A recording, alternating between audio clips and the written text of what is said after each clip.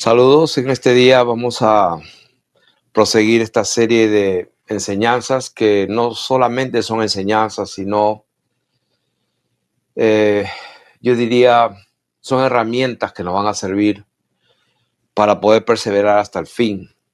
Porque de verdad que a mí no me interesa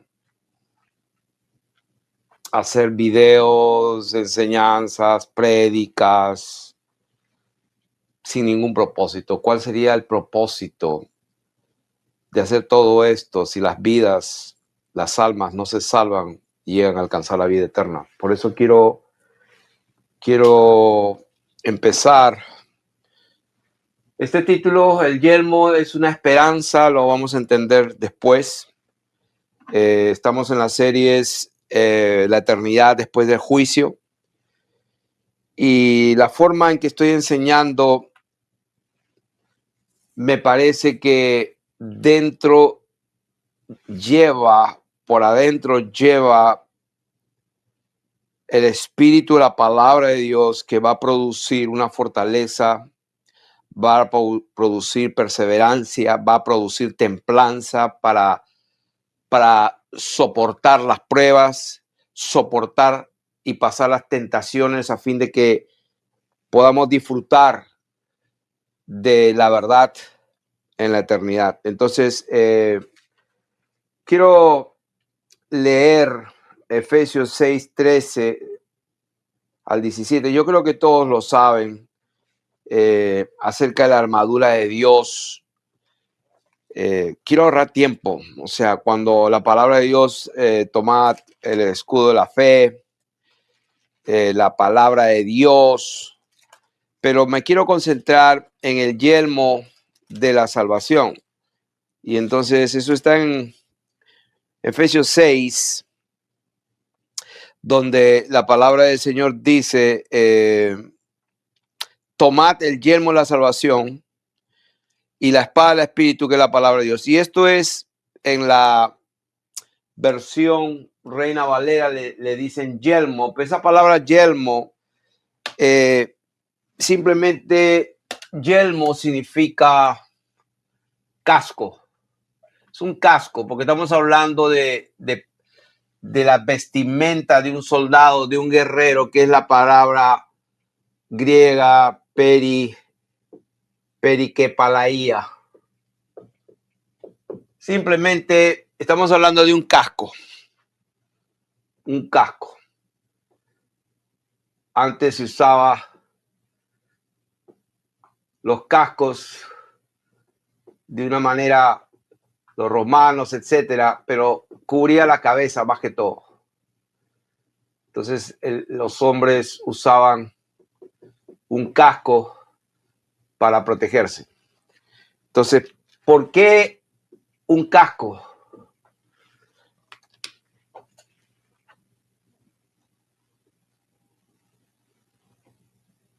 Porque si no guardamos nuestros pensamientos, nuestras mentes, cuando somos probados, cuando somos tentados, el final va a ser trágico. En Primera de Tesalonicenses, capítulo 5, verso 8, la palabra nos explica qué es el yelmo. Y el yelmo, nada más y nada menos que es la esperanza. Capítulo 5 de Primera de Tesalonicenses, capítulo 5. Vamos a leer, creo que es el verso 18, si no me equivoco. No, verso 8. Entonces, estamos hablando del yelmo. Tenemos que entender esto para poder desear participar, ser parte de la palabra de Dios. La palabra de Dios es el pan de vida. La palabra de Dios tenemos que comerla. Es la carne de nuestro Señor Jesucristo. Entonces, dice, pero nosotros que somos del día, seamos sobrios. Seamos sobrios. ¿Por qué dice seamos sobrios?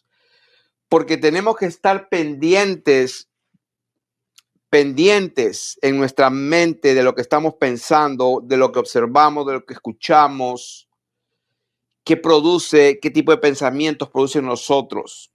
Pensamientos de templanza para producir resistencia a las tentaciones, producir decisiones, determinación, de perseverancia, o simplemente vamos a dejar que nuestra mente sea atacada y nosotros nos vamos en pos, como dice la Biblia, en pos de Satanás. Y eso lo vamos a ver ahora. En Primera de Tesalonicenses capítulo 5, verso 8 dice, pero nosotros que somos del día, seamos sobrios, habiéndonos vestido con la coraza de fe y de amor. O sea que cuando Efesios capítulo 6, a partir del versículo 13 al 17, habla de la coraza, vestidos de toda la armadura de Dios para que podáis resistir en el día malo, para que podáis resistir los ataques de Satanás. De eso está hablando. Para poder resistir.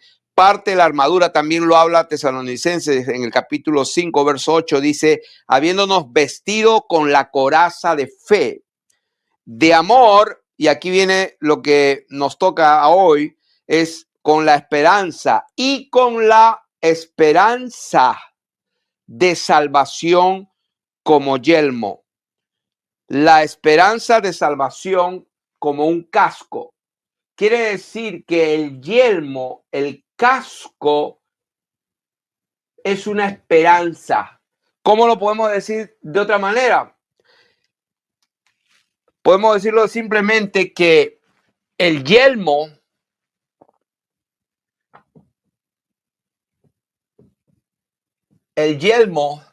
es una esperanza. El casco, el yelmo es la esperanza de la salvación. O sea, el casco, la protección que tenemos para poder perseverar y llegar a la vida eterna es esperar justamente, pacientemente, perseverantemente, esperar en la salvación, esperar en la vida eterna. O sea que lo que va a hacer que nosotros podamos perseverar hasta el fin es ponernos el casco, el yelmo, que es parte de toda la armadura que Dios nos da, pero la más importante, la más crítica es la cabeza. O sea, sí nos podemos cubrir el pecho, no podemos cubrir los pies, no podemos cubrir aquí todo el brazo, pero la cabeza es la parte más vital del cuerpo, la parte más, diríamos, más débil a la que tenemos que proteger porque ahí están nuestros sentidos, ahí están nuestros ojos, nuestros oídos, está ahí nuestra percepción. Entonces lo que más tenemos que cuidar es nuestra mente. Tenemos que estar esperanzados que todo lo que podamos sufrir en este cosmos, en este mundo, no es de compararse con la gloria venidera que nosotros ha de manifestarse, dice la Escritura. Entonces, justamente en Lucas capítulo 22, si vamos a Lucas capítulo 22, y ahora hablando ya un poco más de... Pero vamos primero en orden. Vamos a Lucas. Sí, esto es Lucas o es Mateo. Perdón.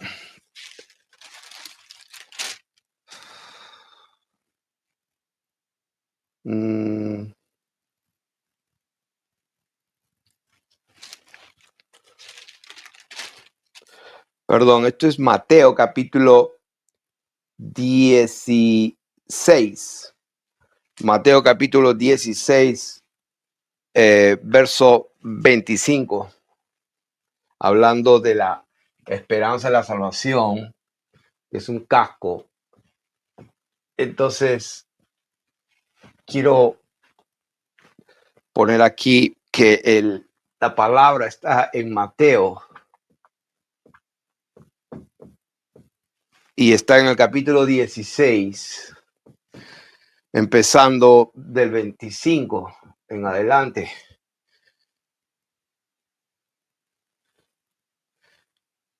Bueno, hasta el 27.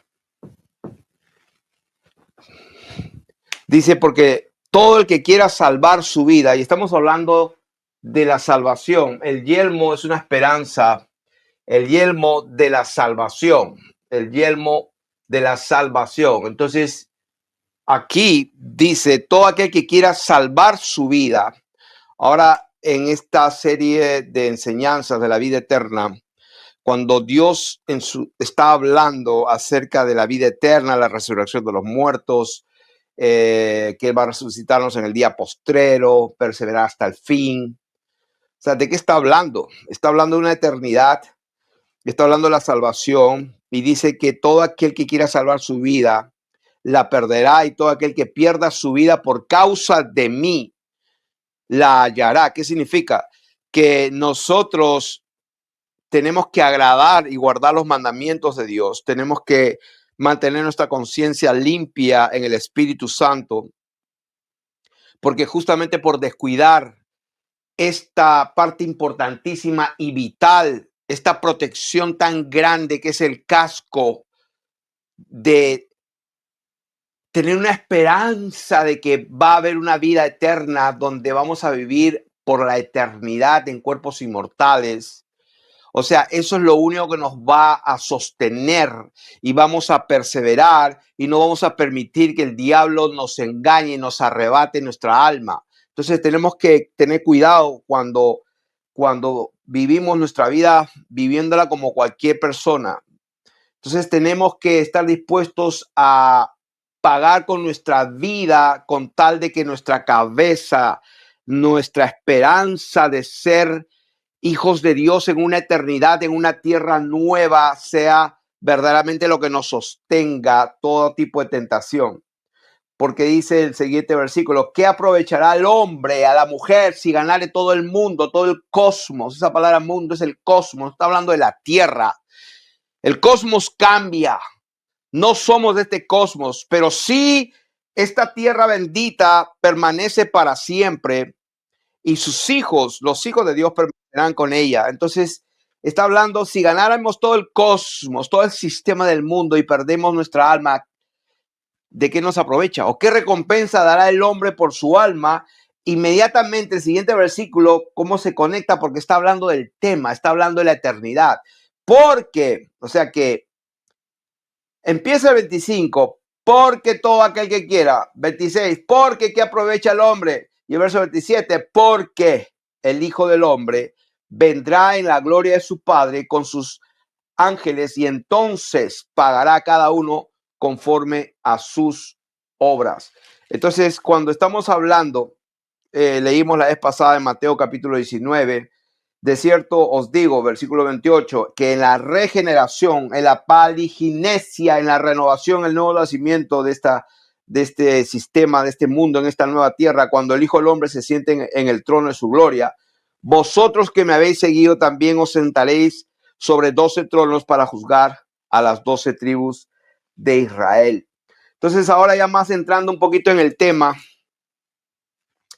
donde vamos a hablar de justamente la eternidad y estamos viendo que es importantísimo que tenemos que perseverar, tenemos que proteger nuestra mente, nuestras vidas, nuestras almas con una esperanza y la esperanza es en la vida eterna y quiero cerrar esta parte que es una pequeña introducción y vamos a verlo más claramente cuando en el capítulo 22 de Lucas, y ahí sí vamos a Lucas capítulo 22, vamos a ver que primero las sanas palabras de nuestro Señor Jesucristo. En Lucas capítulo 22,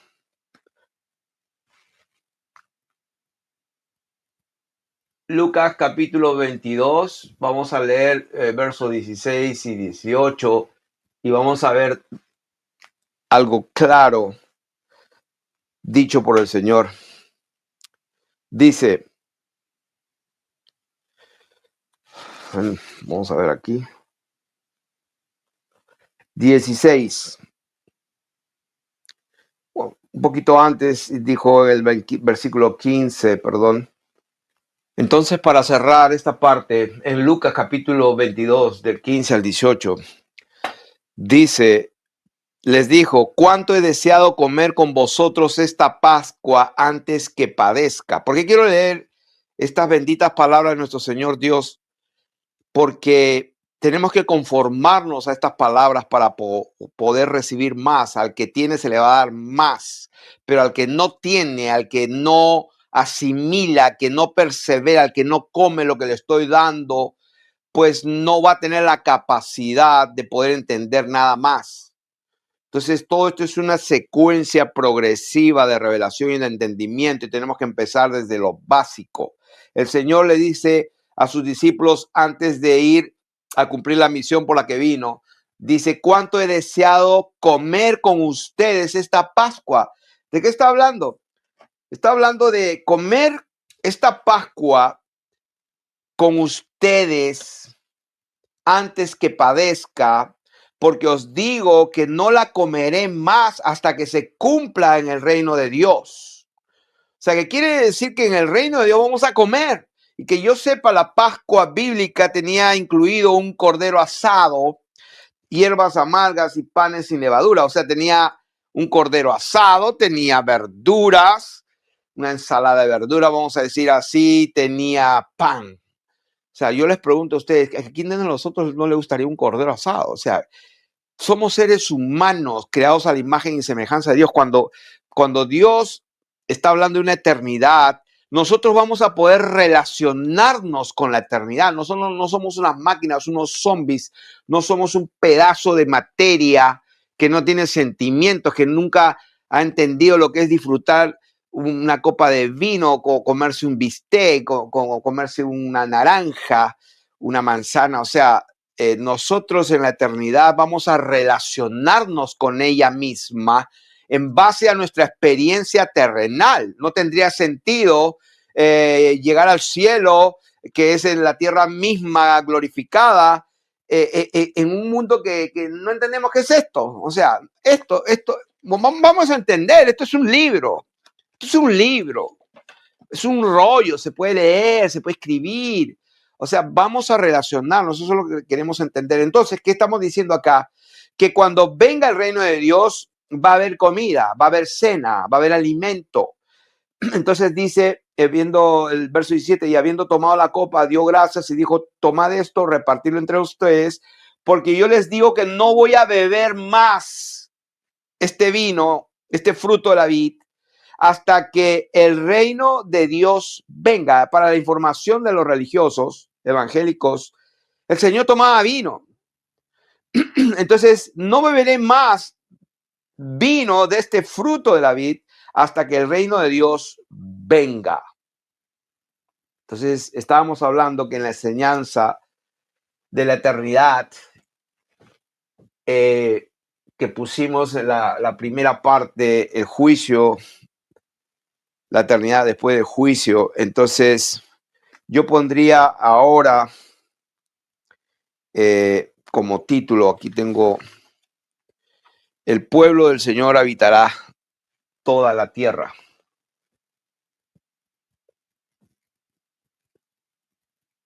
El pueblo del Señor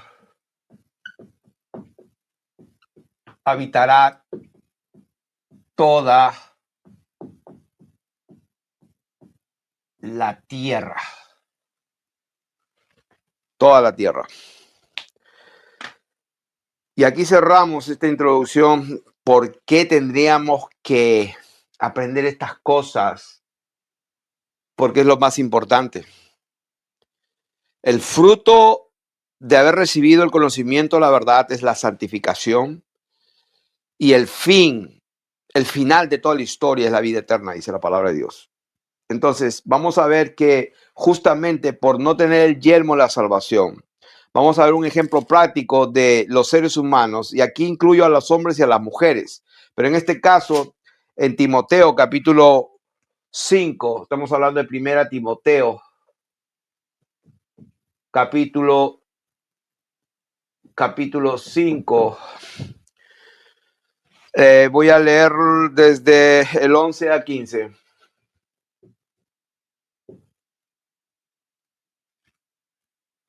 Estoy dando todas estas bases para que entendamos por qué hacemos las cosas. Estamos hablando de que tenemos que colocarnos el casco, la protección más importante en nuestra cabeza. Y esa protección es tener esperanza de que hay una vida eterna. Saber eso.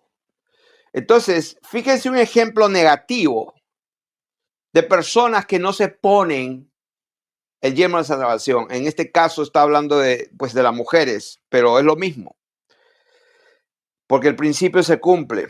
Entonces vamos a leer desde el versículo 11 en 1 Timoteo 5, dice, pero viudas más jóvenes no admitas, porque cuando impulsadas por sus deseos, o sea, número uno, una de los ataques más grandes a nuestra salvación, a la eternidad con Dios, a esta verdad que el pueblo del Señor habitará toda la tierra, uno de los ataques es el impulso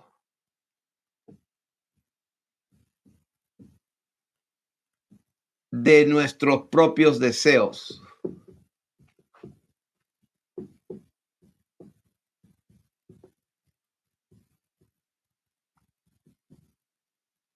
Es un problema, tremendo problema. O sea que el yelmo tiene que ser fuerte, rígido, compacto, bien puesto. Y voy a traer, vamos a ver aquí un ejemplo, y esto sale un poco del orden, pero voy a traer un ejemplo.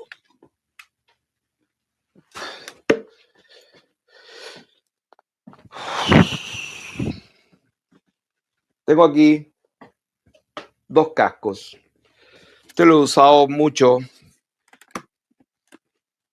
Y ustedes ven, no solamente tiene una protección, respiración, tiene muchas cosas importantes.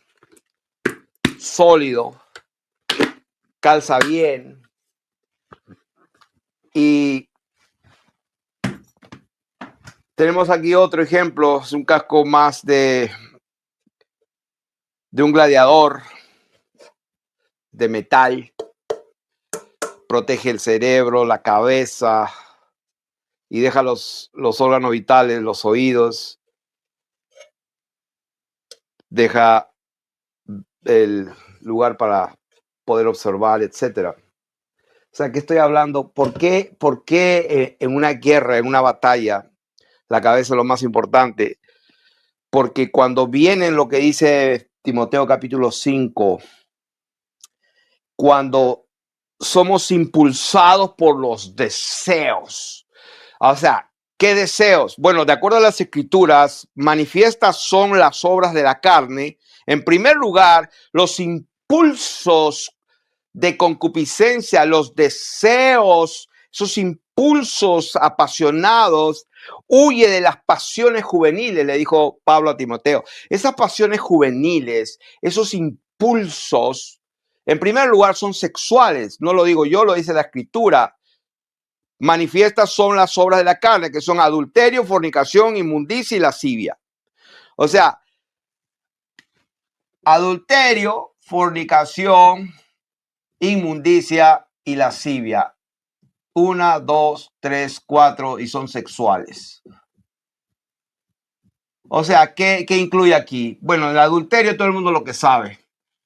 La fornicación todo el mundo lo que sabe. La inmundicia Es todo lo que es una perversión. Ahí está incluyendo las orgías, está incluyendo la pornografía, la lascivia y la inmundicia, incluye todo lo demás. La palabra de Dios dice, por ejemplo, tened vuestros vasos en santificación. Entonces, vuestros vasos son nuestros cuerpos.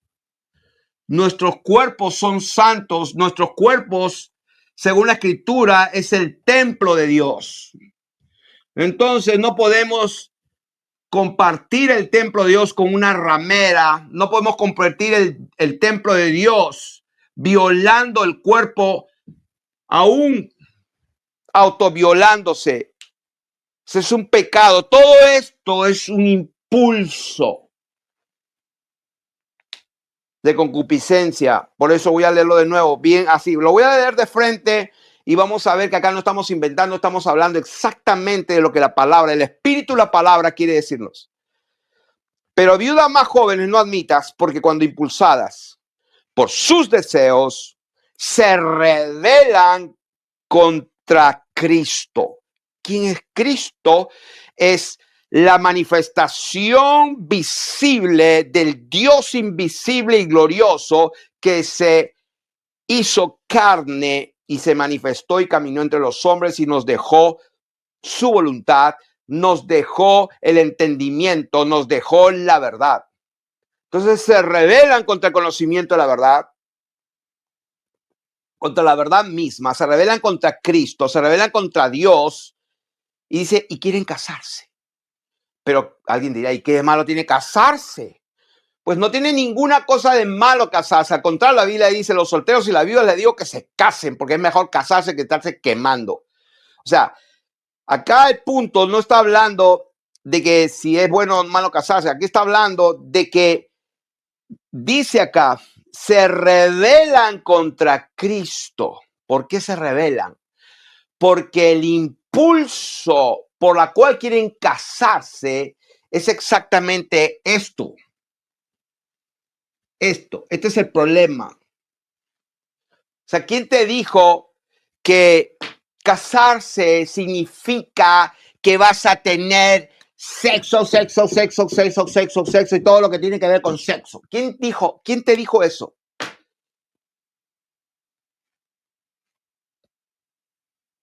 El problema es que hay un personaje que está atrás de todo eso, porque la intención más aguda de ese personaje es que justamente tú no habites en esta tierra nueva por la eternidad para siempre y tengas esa salvación eterna que el Señor habló tanto. Entonces, quieren casarse, incurriendo así en condenación por haber quebrantado su primera fe. Está hablando de la confianza de la fe. ¿En qué estás apoyada? ¿En qué estás apoyado? Estás apoyado en que un ser humano va a ser la solución de tu vida, tanto un hombre como una mujer. O sea, ¿tú crees que a ti te va a solucionar la vida de esta persona o que esta persona a ti te va a solucionar la vida? De ninguna manera. O sea, nuestra confianza, nuestra seguridad no está en la otra persona o tener una persona. Entonces, es la fe en la primera, vamos a decir, nuestra primera fe, nuestro primer amor.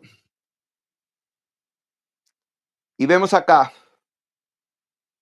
que en este caso estas mujeres incurrieron, se metieron voluntariamente en una condición de separación de Dios, incurrieron así en condenación por haber quebrantado su primera fe.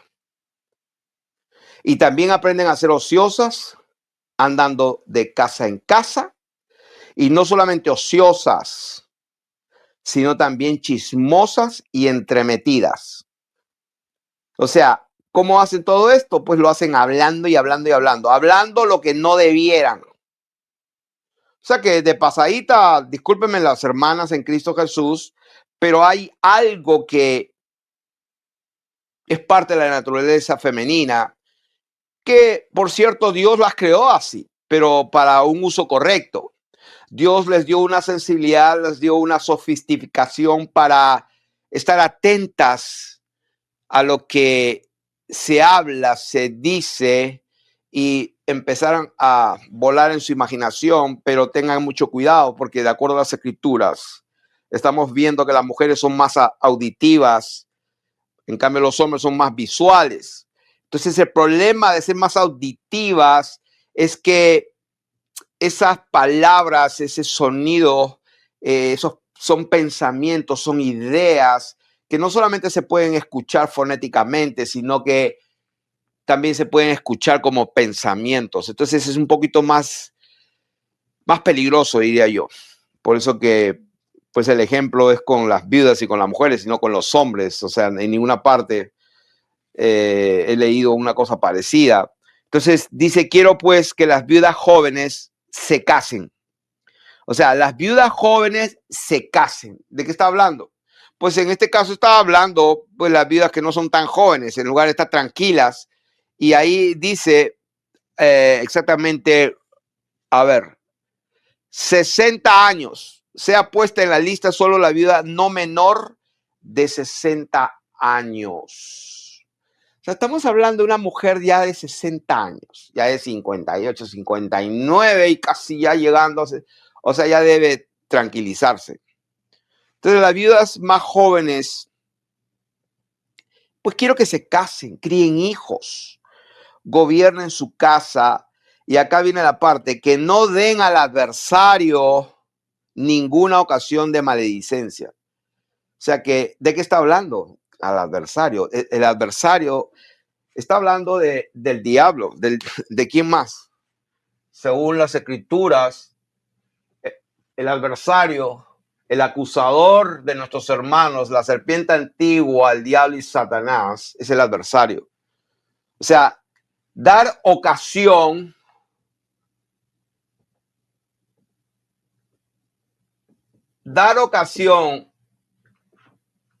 al adversario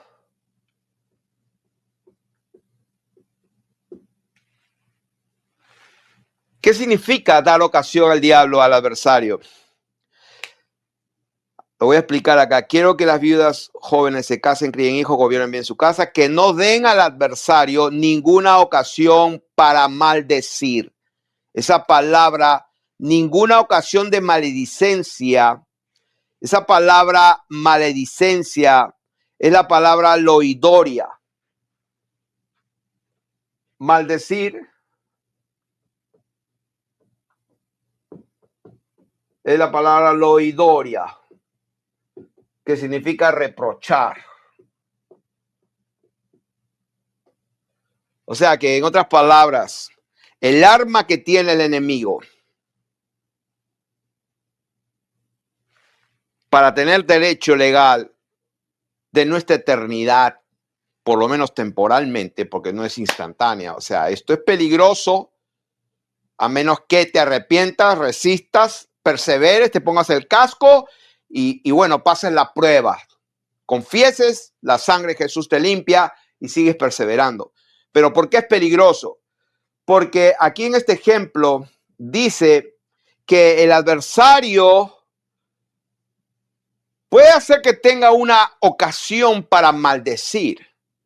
Por eso dice aquí, quiero que las mujeres jóvenes se casen, críen hijos, gobiernen bien su casa. En otras palabras, que tengan buen testimonio, que hagan lo correcto.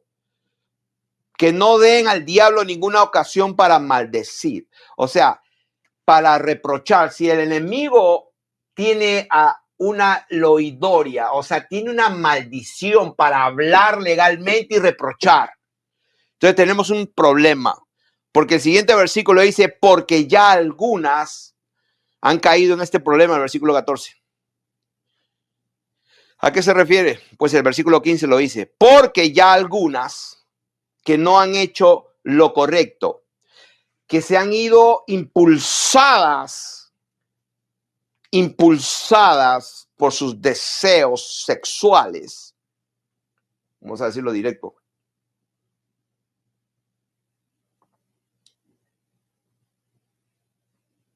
Impulsadas por los deseos carnales, en lugar de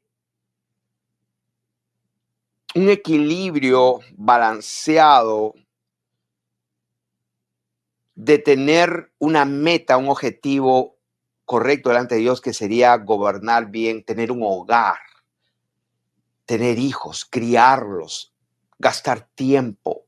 O sea, ahí hay mucho trabajo. O sea, criar niños.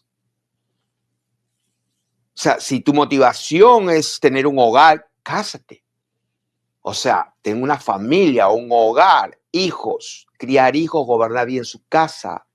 Como dice acá, que se casen, críen hijos, gobiernen bien su casa. Pero las que cayeron en el otro problema, dice, ya algunas se han apartado en pos de Satanás. Esto parece que fue una introducción bien larga. Pero ¿de qué me sirve enseñar la eternidad y las cosas lindas que van a pasar allá si no vas a participar de todo eso? Entonces te estoy dando por la bendita misericordia de Dios. Estoy pastoreando a las ovejas con la palabra de Dios para que su fe esté fundada justamente en lo que el Señor dijo, porque los cielos y la tierra van a cambiar, dijo la palabra, pasarán como un vestido, se va a mudar todo esto, pero la palabra de Dios permanece para siempre.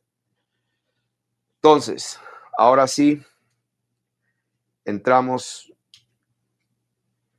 por fin en el tema. El pueblo del Señor habitará toda la tierra. Quiero leer aquí unas frases que puse. En la eternidad solamente les voy a dar pensamientos verdaderos, que son cosas que van a suceder, son reales. En la eternidad se sembrará, se cosechará, tomaremos vino, comeremos frutas, comeremos carne. Solo que hay la producción será milagrosa y rápida, lo dije la otra vez. Una de las cosas que quiero hablar hoy es que no va a faltar las leyes del sol y la luna. La tierra será labrada, las naciones, y esto lo vamos a ver y vamos a entrar de frente en el tema. Vamos a ir a Ezequiel. En Ezequiel capítulo 36, verso 22, leemos así: por tanto, di a la casa de Israel. Sabemos que el Israel de Dios, el pueblo de Dios, es uno solo, conformado por 12 tribus. Esas 12 tribus tienen un número que no se puede ni contar, como dice Apocalipsis. Está hablando en sentido espiritual.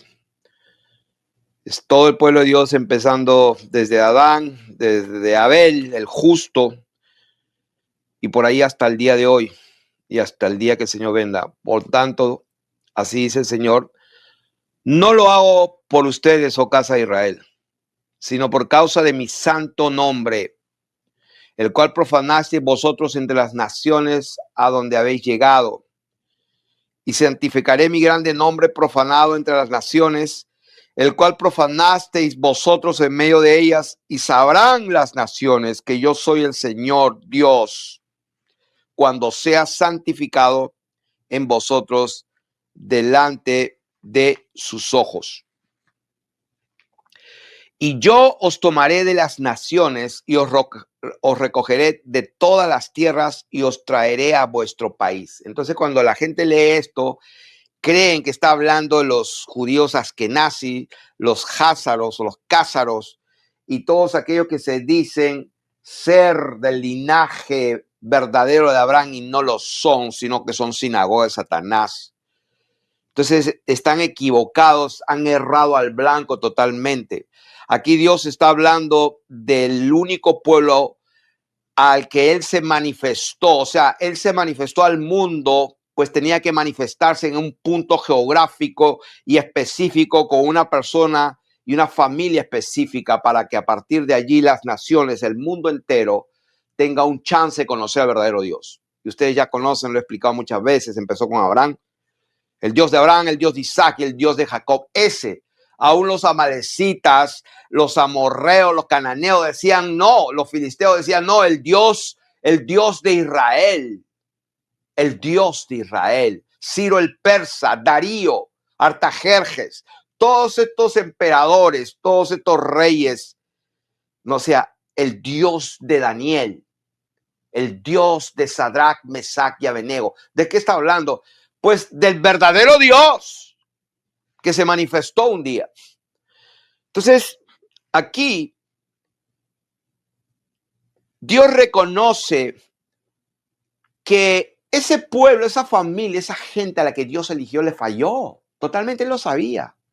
Fueron esparcidos por todos lados y lógicamente llevaron pues la Torá, la ley, la religión judea, cristiano-judaica, como quiera llamarse, a todas las naciones. Eso no significa nada, porque Dios en su soberanía, Él permitió que las escrituras permaneciesen, que se pudieran imprimir con Juan Gutenberg y que se llenara. Por cierto, este es el libro más impreso, no tiene competencia, la Biblia. La Biblia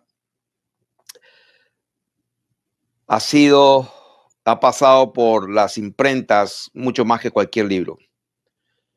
Aquí estamos hablando de una eternidad y voy a empezar aquí con Ezequiel, cuando dice, que yo les esparciré sobre ustedes agua limpia y seréis limpiados. Se está hablando de cómo Dios va a salvarnos, cómo es que Dios nos va a recoger de todas las tierras y nos va a poner en nuestro país, en el lugar que nos corresponde.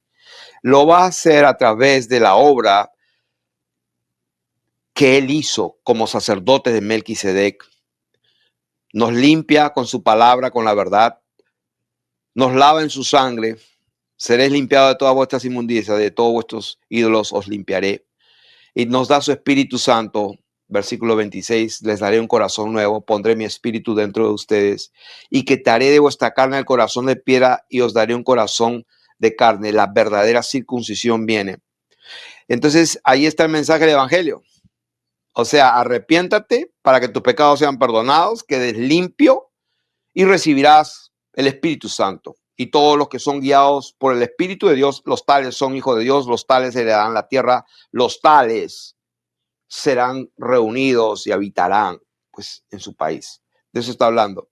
Versículo 28. Habitaréis en la tierra que di a vuestros padres, y vosotros me seréis por pueblo, y yo seré a vosotros por Dios. Eso lo dice muchas veces, lo dice en Ezequiel capítulo 11, del 19 al 20.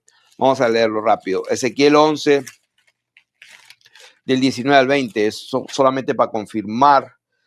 Dice la palabra de Dios, les daré un corazón y un espíritu nuevo, pondré dentro de ellos y quitaré el corazón de piedra de en medio de su carne y les daré un corazón de carne para que anden en mis ordenanzas y guarden mis decretos, los cumplan y me sean por pueblo y yo sea a ellos por Dios. ¿Cuándo? Pues en toda la eternidad.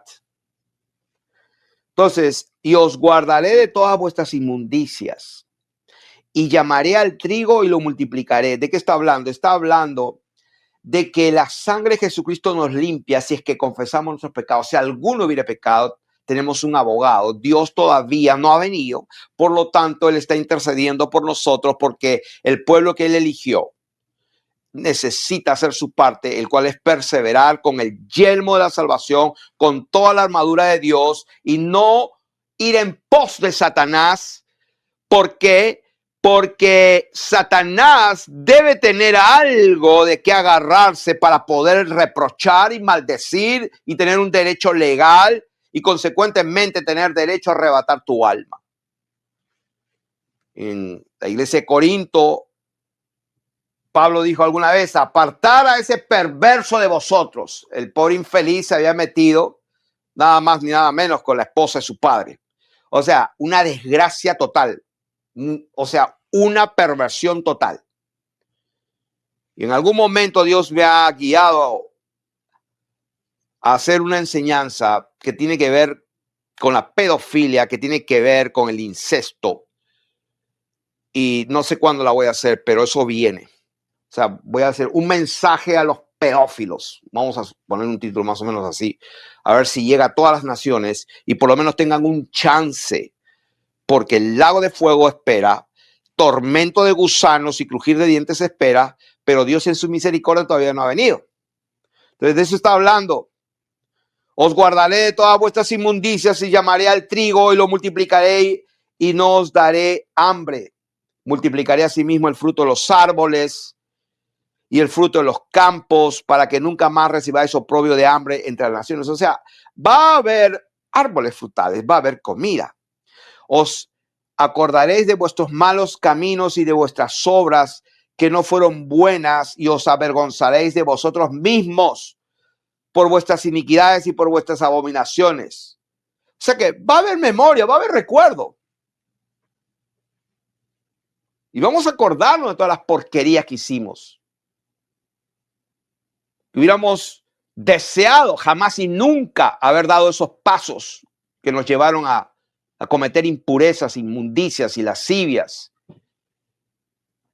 Y a corromper nuestros oídos y nuestros ojos viendo pornografía y todas las porquerías que ofrece el diablo, el cual no lo hace de gratis, el cual hace con derechos legales para poder reprochar y tener algo de qué agarrarse. Y cuando él se agarra de algo, pues la gente se va en pos de él, como dice Timoteo capítulo 5. Entonces, no lo hago por ustedes, dice el Señor. Versículo 32. Presten atención.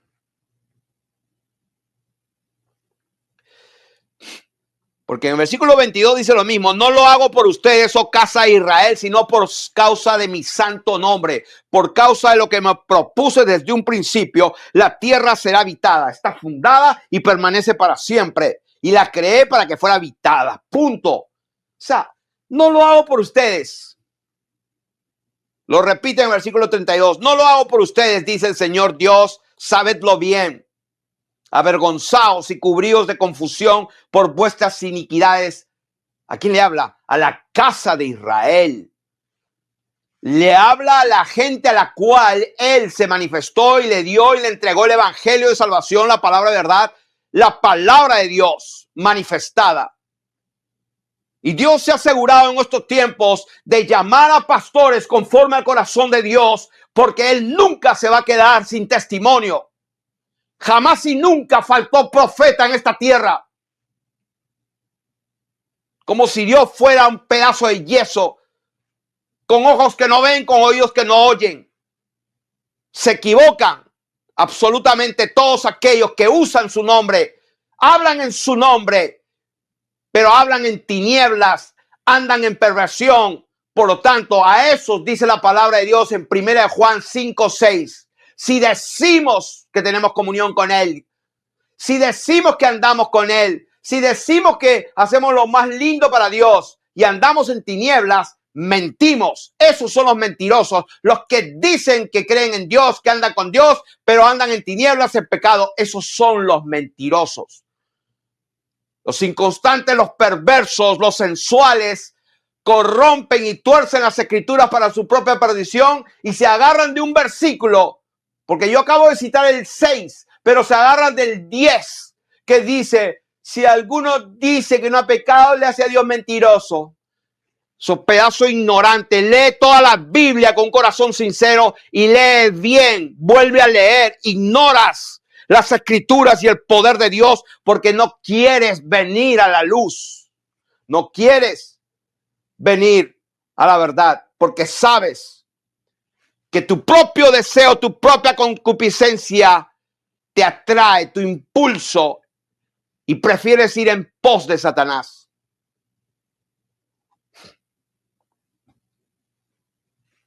No lo hago por ustedes, dice el Señor, sábelo bien, avergonzados y cubridos de confusión por vuestras iniquidades, casa de Israel. Así ha dicho Dios el Señor, el día que os limpié de todas vuestras iniquidades. ¿Cuál fue ese día? Pagó el precio, consumado es. Destruyó por medio de la muerte aquel que tenía el imperio de la muerte. y librar a todos los que por el temor de la muerte justamente vivían toda su vida haciendo la voluntad de la carne y de los pensamientos y se volvieron hijos de ira, lo mismo que todos los demás que andan sin Dios. Pero Dios en su grande misericordia nos dio vida. Cuando Él moría nos daba vida y vida de verdad. Entonces el día que yo les limpié vuestras iniquidades, haré también que sean habitadas las ciudades y las ruinas serán edificadas. Quiero que,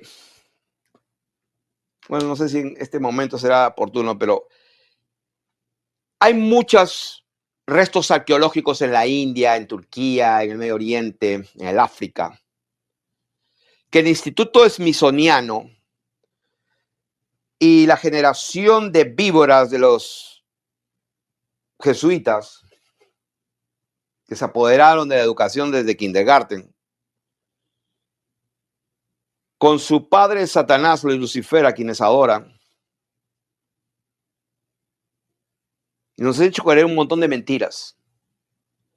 Todos los restos arqueológicos, hay uno en especial en la India, que es una especie de templo, una construcción majestuosa de pura piedra, de un granito durísimo, y ha sido construida en la piedra y ya han cavado hasta abajo a una profundidad increíble. Eso es imposible hacerlo con manos humanas y con tecnología moderna. Pero no se habla de eso. No se habla. Lo que quiero decirles, hermanos, que antes del diluvio, esos son restos antidiluvianos, por si acaso. Hay muchísimos, hay cientos y miles, pero que la gente ignora.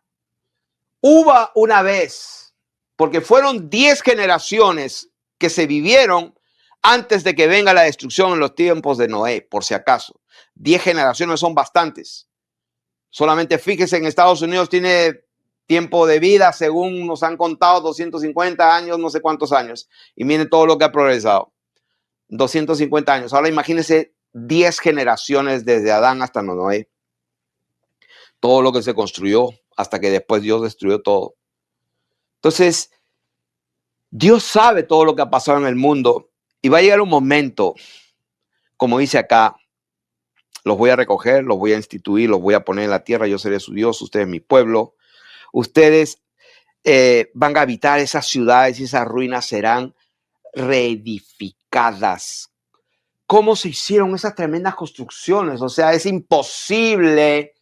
Las pirámides, Machu Picchu, las piedras, los monolitos de 700 o no sé cuántas, 2000 toneladas, imposible hasta el día de hoy, cortadas como con láser. O sea, hasta ahora no se explica, no les gusta hablar. O sea, eso no se habla porque no lo entienden. Bueno, yo se lo digo directo. Eso lo hicieron ángeles. Por eso que en la eternidad yo te daré, como dice, la estrella de la mañana. Aquí es la estrella de la mañana. Te voy a dar un ángel de servicio. Un ángel poderoso. ¿Qué hay que hacer? Cortar un monolito de 2000 kilos, 2000 toneladas, perdón. Córtalo en 90 grados. Vienen ángeles y lo hacen. Los ángeles de Dios son seres racionales que Dios creó para el servicio de los herederos de salvación. O sea, herederos de la salvación, esperanza de la salvación, vida eterna. ¿De qué está hablando? Está hablando de lo mismo. Esta enseñanza abre los ojos, ilumina el entendimiento, limpia el alma, querido pueblo de Dios, para que sepas quién eres, a dónde vas y qué te espera. Entonces, y la tierra asolada, versículo 34, será labrada. O sea que el pueblo de Dios habitará la tierra. La tierra misma será labrada. Para que la tierra sea labrada, tiene que haber las 4 estaciones. Y para que existan las 4 estaciones, las leyes del sol y la luna tienen que estar.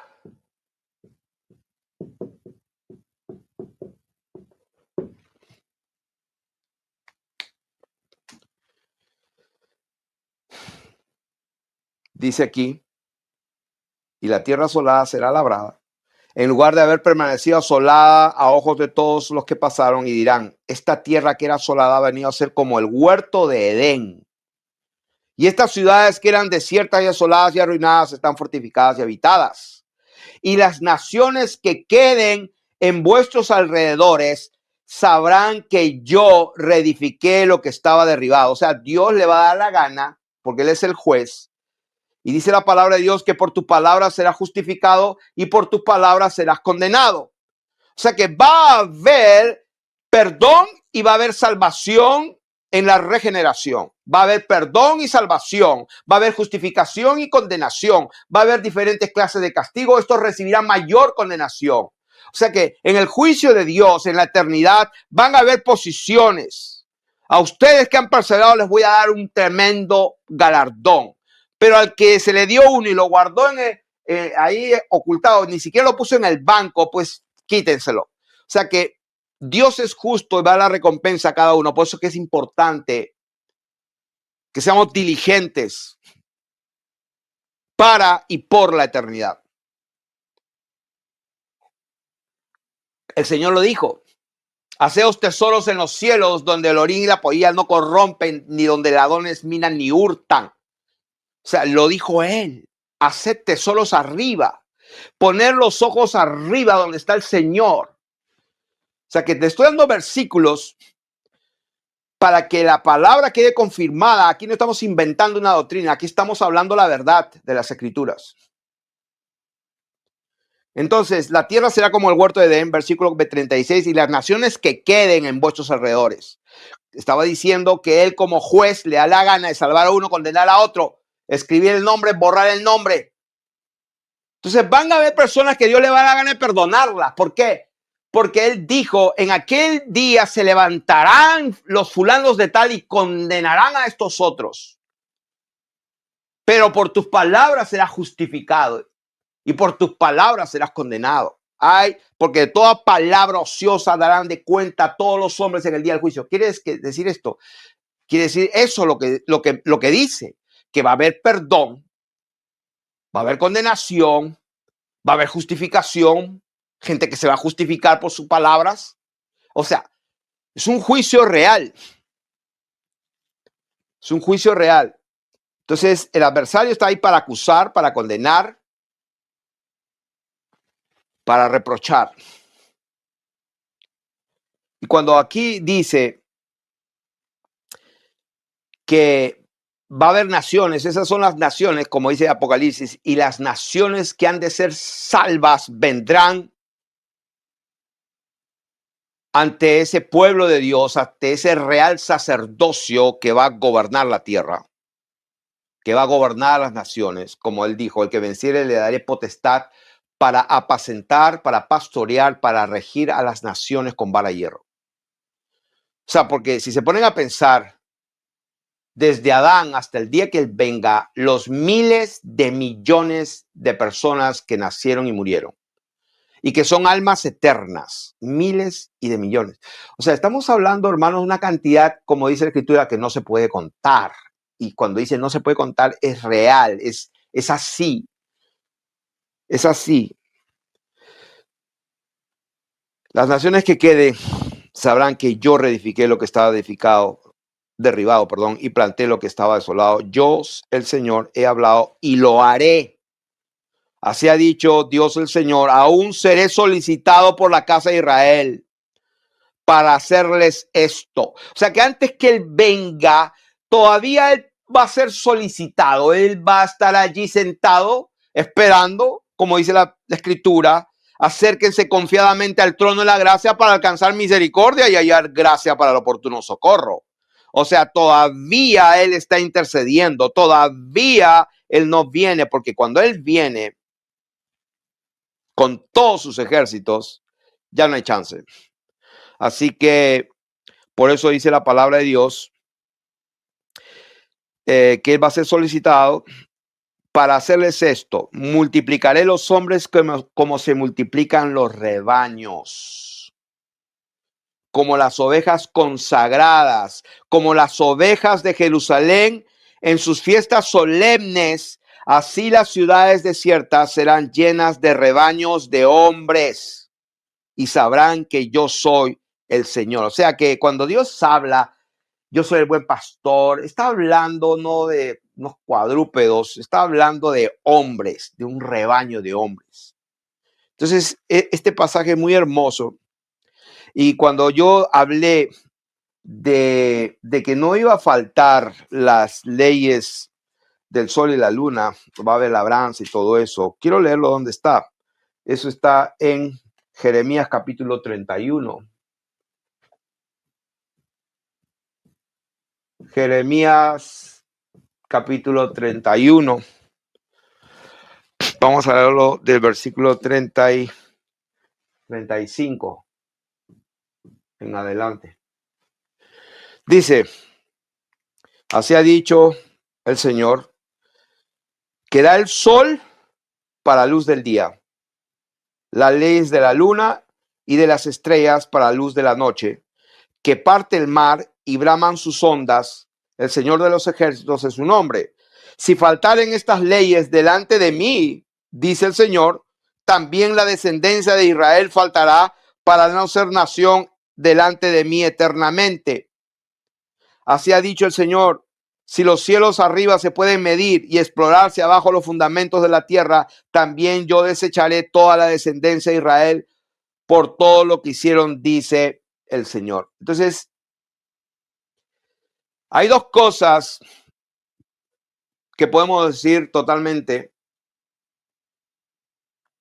que Dios se preparó un linaje escogido, un real sacerdocio, y lo dijo claro: y yo seré su Dios y ustedes serán mi pueblo. ¿Quiénes? Los que perseverarán hasta el fin, el que venciere. O sea que esa es una verdad absoluta. Va a haber, muchos son los llamados, pocos los escogidos. Él va a separar el trigo, la cizaña, va a separar con la red el mar, lo bueno y lo malo, lo va a echar aquí a una cesta y al otro lado. O sea, eso es una verdad. Dios no puede definitivamente decir algo y que no lo cumpla.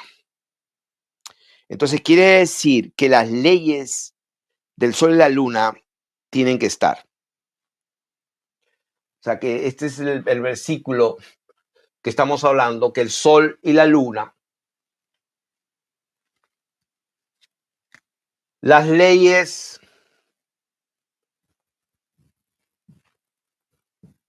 del sol y la luna permanecen eternamente. O sea que va a haber el sol y va a haber la luna. ¿Cómo van a brillar? No lo sé. Probablemente en Apocalipsis dice que se reduce la luminosidad de la luz y de las estrellas y todo en una tercera parte. No me meto en algo que no entiendo ni lo sé, no me interesa, pero sí sé que la Tierra, el Sol y la Luna van a permanecer para siempre. Y por cierto, algo extra, en versículo 37, si los cielos arriba se pueden medir, si los cielos arriba se pueden medir. Ahora, quiero traerles esto y voy a hacer un paréntesis, pero también que sirva para nuestro querido amigo Hiro Landucci y toda la comunidad y todo su linaje, como dice él, de la tierra plana. Porque he visto suficiente. La última vez tuvieron un debate con un par de científicos, pseudocientíficos, y la verdad que parecían unos payasos que no dieron ningún argumento. Entonces, dedicado para todos los terraplanistas, porque cuando debaten no los dejan hablar, no los dejan mostrar los videos que son importantes y siempre ponen un disco que está cayéndose el agua por los bordes en un espacio negro infinito con estrellas por ahí. O sea, le voy a hacer un favor a todos ellos. Fíjense, le voy a explicar la verdadera cosmología. Todo, si los cielos, dice versículo 37, estoy leyendo Jeremías capítulo 31. Así dice el Señor Dios, si los cielos arriba se pueden medir, dice, y explorarse, o sea, los cielos arriba. Entonces, lógicamente, la gente cree que ahí están las estrellitas y giran constantemente, por eso siempre están por miles de años en el mismo lugar y los navegantes se guían por las estrellas. Pero algo que tenemos que entender ya de una vez, que no es como el ejemplo que ponen de un platito, así la tierra plana y como una pizza, como un plato.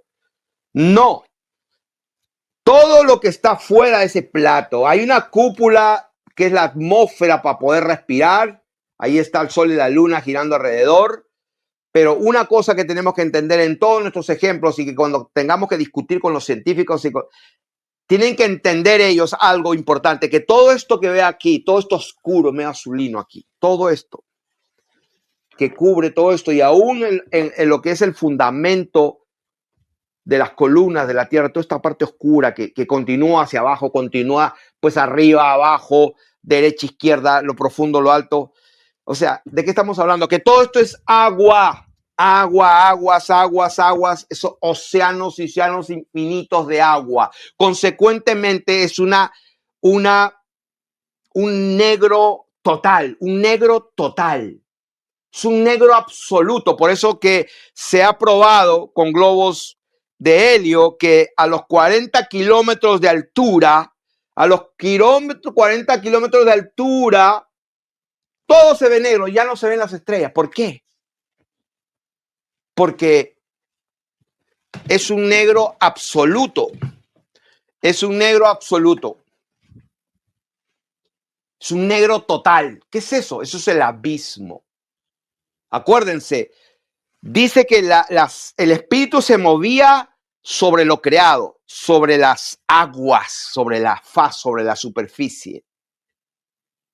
Pero cuando la Biblia habla en Génesis y dice, y las tinieblas estaban sobre la faz del abismo, pero el espíritu se movía sobre la faz de las aguas, no sobre la faz del abismo. Entonces, simplemente, ¿qué significa esto? Que el abismo, el teón, es la oscuridad absoluta de océanos infinitos de agua y por eso que se ve negro. ¿Qué es eso negro? Es aguas infinitas. Simplemente el abismo son una negrura de aguas infinitas. Eso es todo. Entonces, otra cosa importante. Dice, si los cielos arriba se puede medir, número uno. O sea que no se puede medir, eso no termina más. Eso es el abismo, el teón. Eso continúa. Es insondable, no tiene fin. Es agua. Puedes estar miles y millones de años penetrando en tu buzo, en una nave, en un submarino, y agua. Y lo que vas a tener delante, por más que lleves una linterna, lo que va a haber adelante es una negrura total por el infinito. Eso es el abismo. Entonces, los cielos no se pueden medir. O sea, cuando habla de los cielos es Shamayim, que contiene agua. Shamayim, Mayim en hebreo es aguas. Entonces, número uno, no se puede, es infinito. Número dos, si se pudiera explorar abajo los fundamentos de la Tierra, llevaron los rusos con el experimento del pozo Kola, lo cerraron a los 12 kilómetros. Lo más profundo que penetraron en la corteza terrestre fueron 12 kilómetros ridículos. Y eso es todo. 12 kilómetros nada más. O sea que como irme de acá. No, la casa de mi hija aquí está a una hora, está más cerca, o está más lejos, 12 kilómetros. Está como a 50 kilómetros. Entonces, repito, los fundamentos de la tierra son muy profundos. No se pueden. Esto que estoy enseñando es lo que quería compartir hasta ahora, porque pensé que podía tocar ya el tema del profeta Abdías como ya un libro entero con un solo capítulo y poder ver la eternidad cómo va a ser, pero leyéndolo en los profetas. Así que hasta allí voy a quedarme por hoy y vamos a continuar en la próxima con el profeta Abdías para ver cómo va a ser la eternidad. Bendiciones.